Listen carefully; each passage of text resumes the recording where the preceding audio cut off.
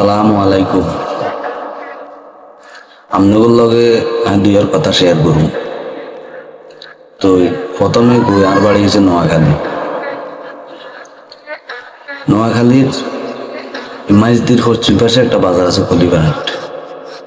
তো খলিফারহাট বাজারে প্রত্যেক রবিবারে আর বুধবারে হাট। ওই হাটের টাইমে একজন বুড়া লোক আছে যে মসজিদে টিয়া তুলত নামাজের জব্বায়।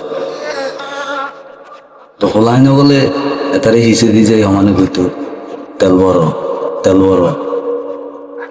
তো হেতো মারত না, একবার দুইবার তিনবার কইবার আরো মারত না। তো হোলাইনে এবার আলাম হিসে দিয়ে যে হ্যান যাবি লাড়ি কইতো জব্বা তোর কইরে তোর কই। তো ইয়ে হাতে ইয়ে গালাগালি শুনে এতে সেটি দিল। তো এটা করে হোলাইনে মজা হয়। এখন প্রসঙ্গটা হইল কোপা আমেরিকার ফুটবল নিয়ে।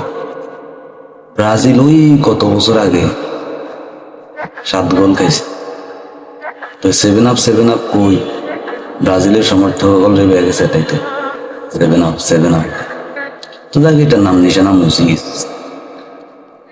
এখন আবার নতুন করি কোপা আমেরিকা এটাকে খেলার ডেট দিছে 7 তারিখ 7 মাস 7টা বাজে। এটা কি কোনো কথা?